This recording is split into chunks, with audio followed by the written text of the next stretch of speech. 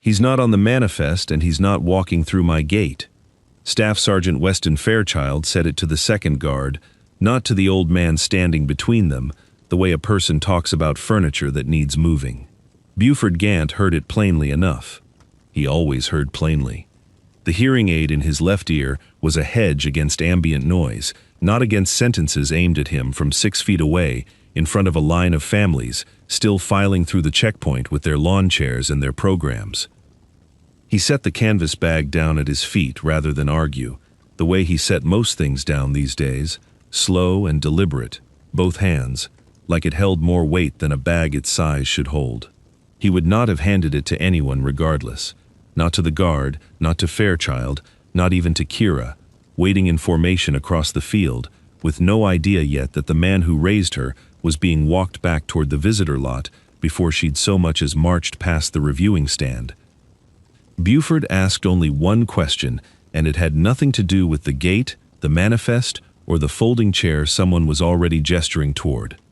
Is Colonel Northcott's office still in the same building, back of the historian's wing? Fairchild blinked at that, the way a man blinks at a stranger who has just spoken a foreign correct password to a lock he didn't know was rigged. He recovered fast. "Sir, I need you to step back toward the lot. Family members not on today's manifest can wait outside the fence line." If you have ever watched someone decide, in half a second, that a person in front of them does not matter, you already know how this field went quiet. Not all at once, but the way a held breath goes quiet, filling the space between the guard station and the bleachers, with a silence that had weight of its own. While 300 yards away, a formation of new soldiers stood at parade rest under a sky already promising heat, and one of them, granddaughter to the man being turned away, watched the horizon for a face that wasn't coming yet. Fairchild had run this gate for 6 graduations running.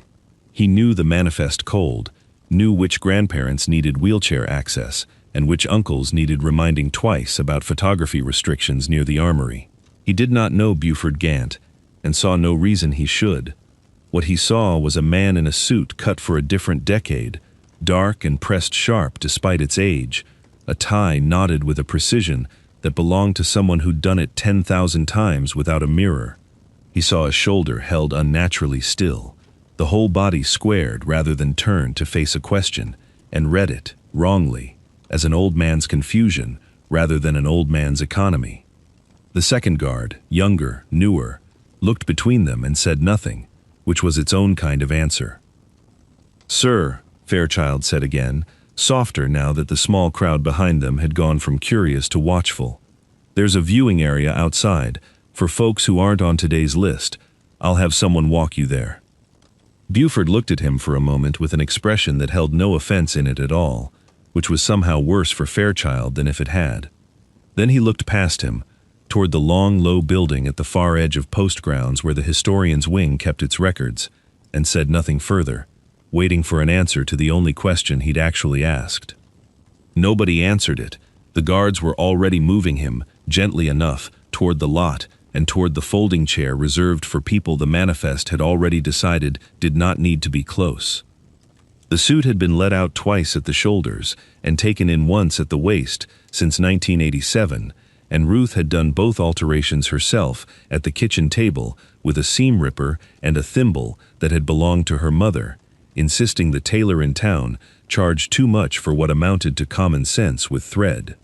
It still fit him the way it had 30 years ago, more or less, because Buford Gant had not changed his weight by more than 8 pounds in either direction since the day he came home for good, and Ruth liked to say that was either discipline or stubbornness, and she had long since stopped trying to tell the two apart in him.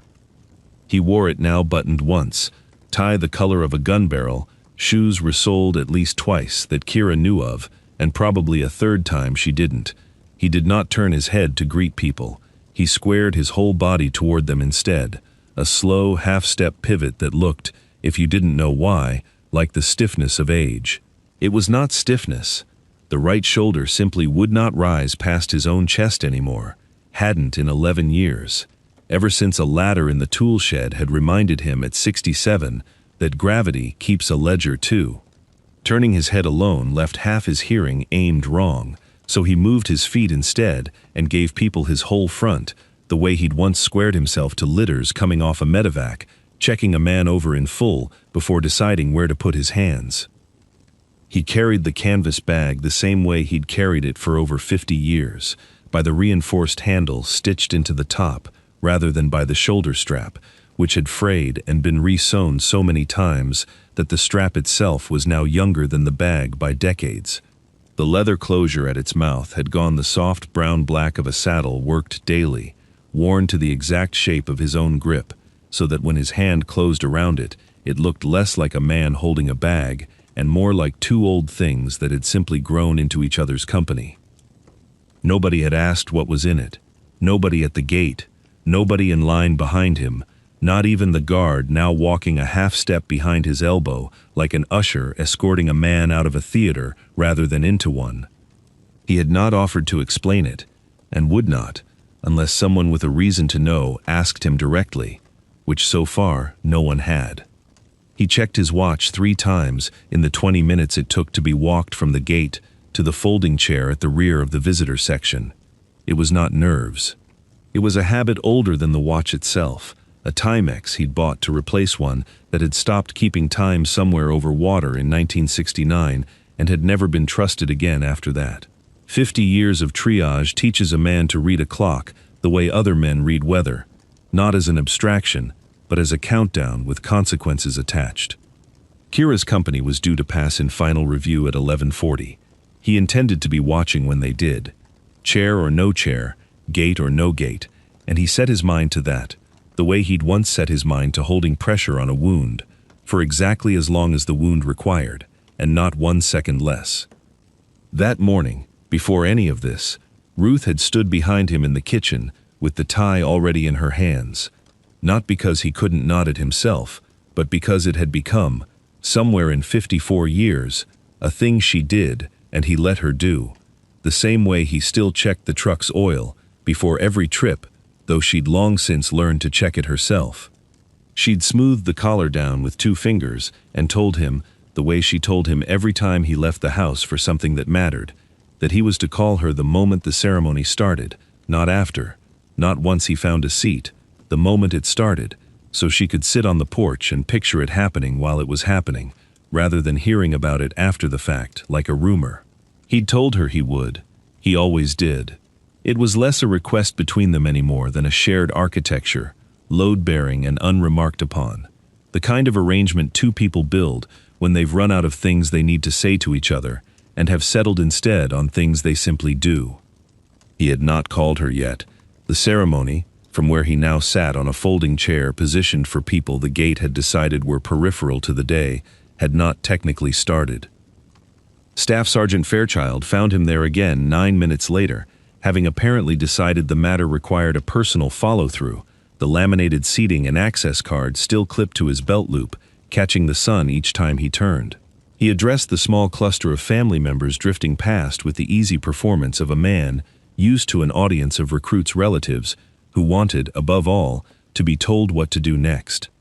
Folks, quick reminder, the manifest's the manifest, he said, loud enough to carry, drawing a short, easy laugh from a cluster of ants near the fence line. If your name's not on it, you're overflow, and overflow sits back here, where you can still see everything, just fine. He gestured at Buford without quite looking at him, the way a man gestures at a landmark he's already explained twice. This gentleman's not on today's list for 2nd Platoon, so he'll be joining the overflow section. Nothing personal. Just how we keep 400 people organized instead of 400 people arguing with me. The laugh came again, smaller this time, uncertain of its own permission. Fairchild took Buford lightly by the upper arm, more escort than force, and angled him the last few feet toward a chair set slightly apart from the rest, in partial shade, positioned for exactly the kind of view a man gets when nobody expects him to mind the difference. Buford went where he was pointed. He did not pull his arm free, did not raise his voice, did not so much as slow his feet in protest. He set the canvas bag on his lap once seated, both hands over the closure, and looked out at the parade field, the way a man looks at ground he has crossed before under different circumstances. "You'll want to move the color guard up," Buford said. Not loudly, not to Fairchild in particular, though Fairchild was the only one close enough to catch it. "Wind's backing around to the northeast. Give it 40 minutes, and that flag'll be fighting the formation instead of leading it." Fairchild stopped mid-turn, one hand still lifted from having just released the old man's arm. He looked at the sky, which to his eye showed nothing but the same flat, building heat it had shown at 0600. There was no cloud to point to, no gust yet moving the grass. It was, on its face, an old man's idle comment about weather, the kind offered by people with nothing else left to offer an audience that has already stopped listening. He did not know why it unsettled him. He filed it, half-consciously, the way a man files an itch he can't quite locate, and walked on toward the next family cluster, with his laminated card catching the light, already composing the next version of his manifest speech. The recruit went down 40 minutes later, 2 companies over, folding sideways out of formation in a way that looked, for one terrible half-second, like a man fainting in slow motion before hands caught him and lowered him the rest of the way. "Heat exhaustion," someone called out, and then the machinery of sanctioned protocol took over exactly as it was built to. Medics moving at a controlled run, Fairchild breaking from the family section to help clear a lane, a junior NCO calling for water and shade and elevation in the clipped shorthand of people trained to do this without panicking. Buford did not rise from his chair. He could not have covered the distance quickly even if invited to, and knew it, and had long since made peace with the difference between being useful and being present. But he leaned forward, both hands still resting on the closed bag, and spoke to the nearest soldier standing near the overflow section, a young corporal who drifted close to watch the commotion along with everyone else. "Tell them to get the legs up, not the whole body," Buford said, plain and unhurried, the way a man reads out a measurement rather than gives an order he has no standing to give. "They've got him flat, and they're elevating his head for the feint. Wrong end. It's the legs promote the return, not the head. Otherwise, they're just pooling blood exactly where it's already pooled."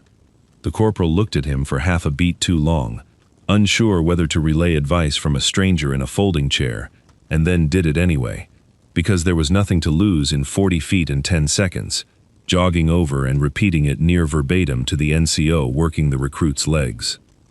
The correction went in without ceremony.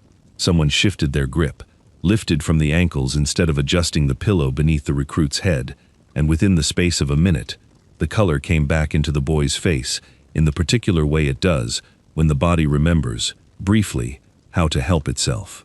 The medics kept working.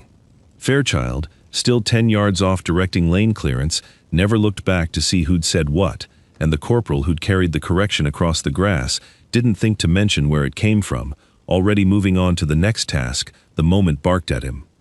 Buford settled back into his chair and checked his watch again.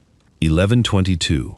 18 minutes yet, before Kira's company would come past the stand, and he set his hands back over the bag's closure and watched the field the way he had for the better part of an hour, without expression, without complaint, a man doing the only kind of waiting he had ever been good at. The formation passed the reviewing stand at 11:40 exactly, boots striking the pavement in the flat, unified report that turns 400 individual young people into a single moving thing for the length of a parade ground, and Command Sergeant Major Jared Ainsworth, seated with post leadership in the shaded section reserved for rank, was watching the companies the way he watched every graduation, proud, half distracted, already composing in his head the closing remarks he'd give once the last unit cleared the flagpole. He was not looking at the overflow section. There was no reason to. And then, for no reason he could have named in the half-second it happened, he was. He stood up in the middle of his own seat, mid-ceremony, in front of the post commander and 2 visiting officers, and a stand full of families who had no idea a command sergeant major simply did not do this.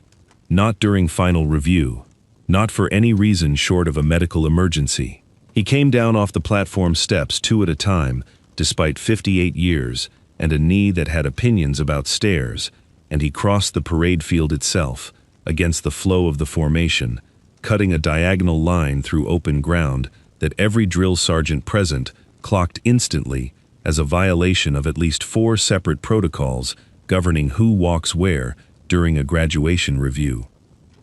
Fairchild, mid-gesture toward a family group he was quietly ushering back into their designated section, froze with his hand still raised, watching a man 3 ranks above him walk straight across a live formation like the formation wasn't there. Ainsworth stopped in front of the folding chair in the overflow section, close enough that Buford had to tilt his whole body slightly to bring him fully into view, and for a moment, neither man said anything at all, the parade ground noise continuing around them like weather that had nothing to do with either of them. "Sergeant First Class Gant," Ainsworth said. It was not a greeting. It came out of him, the way a man says a fact he has just confirmed with his own eyes, after half a lifetime of being told it couldn't be checked. "Field Hospital, 69 and 70. You ran the aid station at the river crossing." It was phrased as though it might be a question. It was not a question, and both men knew it. Buford looked up at him, unhurried, the bag still under both hands, and said only, "You'd be the medic they sent up green in the spring of 70. Ainsworth." Every drill sergeant on that field, Fairchild included, had gone still in the particular way soldiers go still when they realize, all at once, that the ground they're standing on has just shifted under a story they weren't told. News moves through a post, the way water moves through low ground, not loudly, but everywhere, and faster than anyone intends. By the time the graduation formation had broken and families were streaming across the field toward their soldiers, word had already reached the historian's wing that a man named in a 50-year-old sealed file had, in fact, walked through the front gate that morning, in a suit, carrying a canvas bag, and that the post's own command sergeant major had crossed a live parade ground to stand in front of him. Colonel Kellen Northcott received this news at his desk with the particular stillness of a man recalculating a schedule rather than celebrating a discovery. He did not say the word remarkable, or the word alive, or any of the words a person might expect from an office whose entire purpose was preserving exactly this kind of history. He asked, instead, what time the plaque casting was scheduled, was told 4 o'clock, and said, "Move it to 1. His deputy, a captain half his age who had worked the historian's wing for 3 years without once hearing the name Gant attached to anything, asked why, given that a living witness with direct knowledge had apparently just surfaced on post that very morning. Surely that changed the timeline rather than accelerated it. "There's an audit next month," Northcott said, which was true, and which was also not the reason, and he did not offer the real one. "I'd rather this office's business be closed and settled before some record specialist starts asking why a 50-year-old file is still open the same week a name walks in off the street." He did not say erased, he said streamlined, in his own head, the way his father had said it in 1972, and he pulled the thin folder from the locked drawer where it had sat, largely undisturbed, for 14 years of his own tenure, and longer before that, under his father's. Across the parade grounds, Staff Sergeant Weston Fairchild was trying, in his own way, to make amends. He had watched Ainsworth speak that name aloud, watched the color leave his own certainty in real time, and now stood in front of Kira Gant's assembling company with the particular overbrightness of a man trying to fix a mistake by making it loud enough to drown out.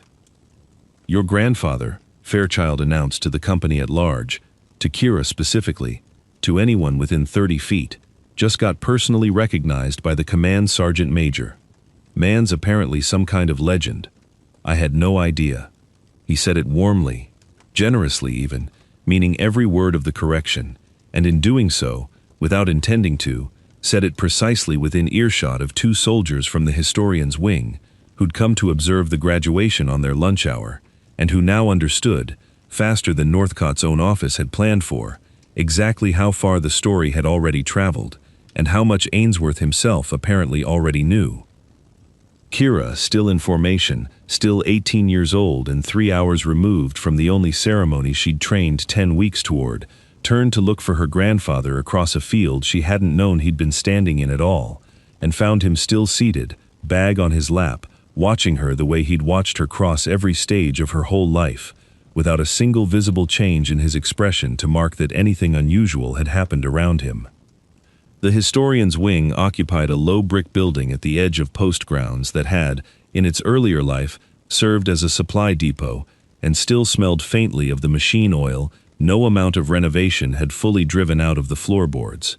Ainsworth walked Buford and Kira through its front doors himself, one hand near Buford's elbow without quite touching it, the way a man walks beside someone he has decided, without being asked, to look after. Northcott met them in his office, standing, not seated, the thin 1972 folder already open on his desk, and for the first 90 seconds of the conversation, he was, by every visible measure, defensive. He spoke of process, and of the limits of documentation from that era, of streamlining language common to that year's reporting standards, of a war effort so administratively strained that consistency across every citation was, frankly, more than any office could have guaranteed. Ainsworth let him finish. Then he said, "Kellen, I watched that man run triage under fire with no radio and no relief for 11 straight hours in the spring of 1970. I was 19. He kept me alive that week, doing things nobody wrote down because there wasn't time to write anything down. Whatever your file says, I know what happened at that river." Northcott looked at the folder for a long moment, and something in his posture changed.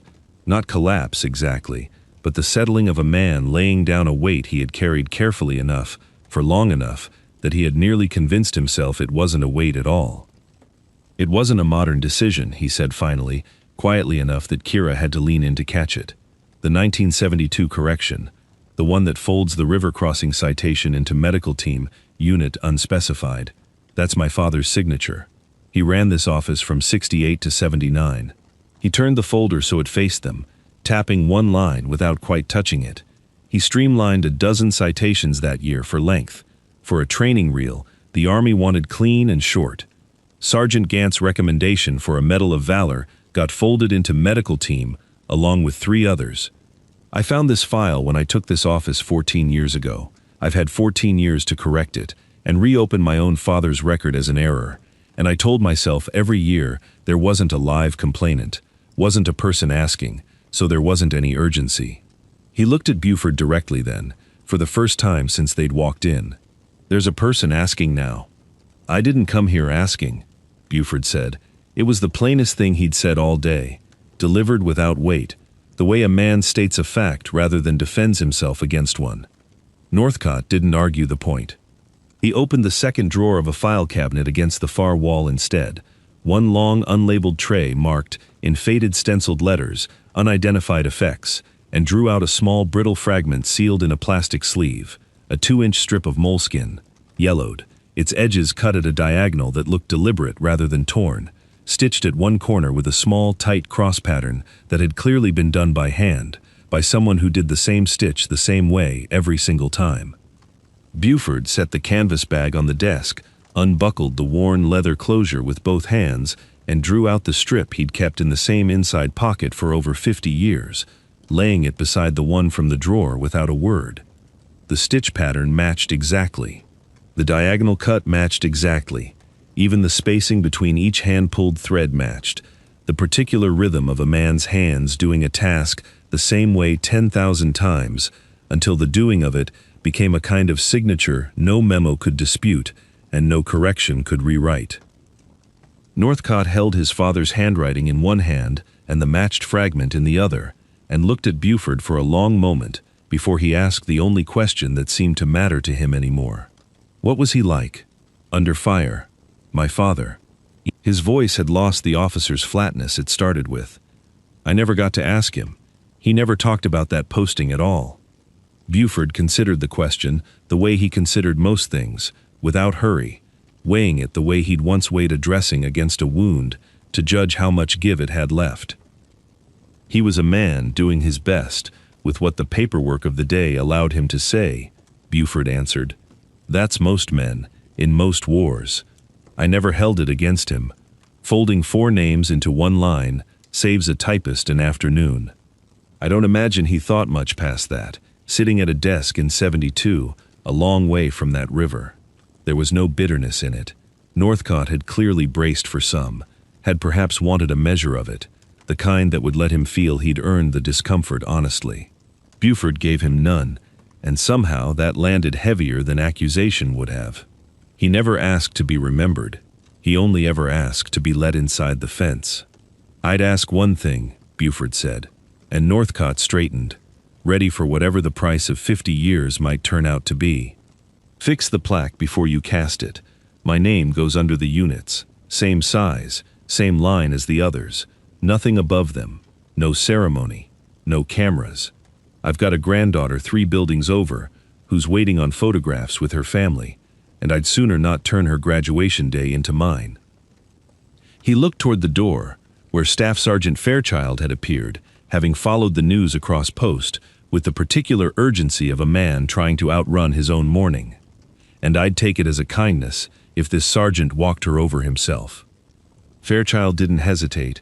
He crossed the office, said nothing about manifests or overflow sections, and simply asked Kira, with a gentleness that hadn't been in his voice at the gate that morning, if she was ready to go find her family for pictures.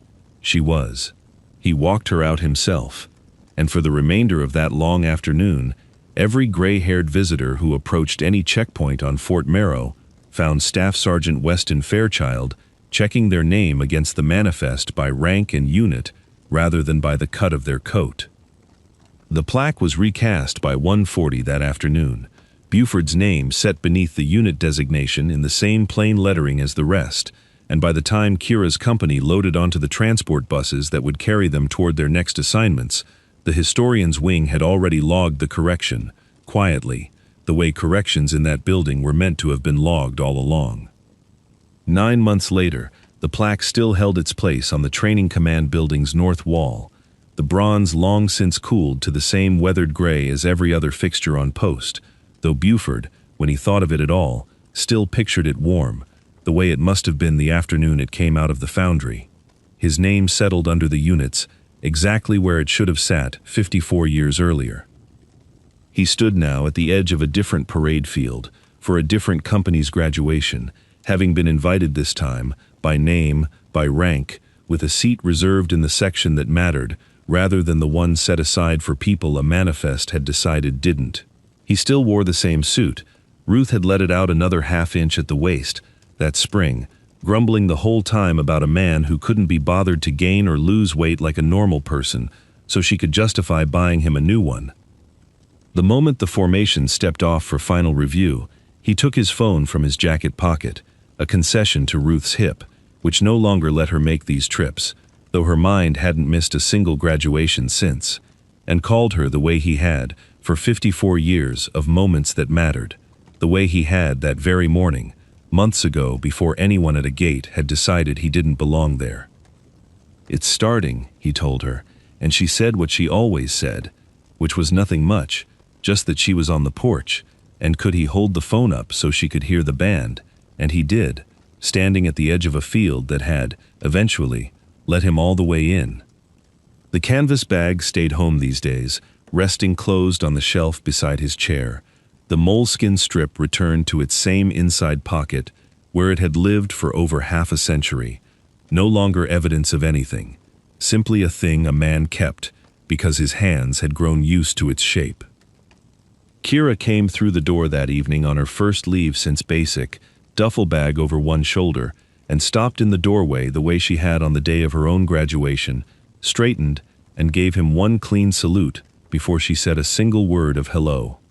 He returned it exactly as he had that day too, the shoulder rising only as far as it ever would, the rest of him squaring toward her the way he squared toward everything that mattered, changed in nothing except that some old debt, long carried and long unspoken, had finally, quietly, been paid in full.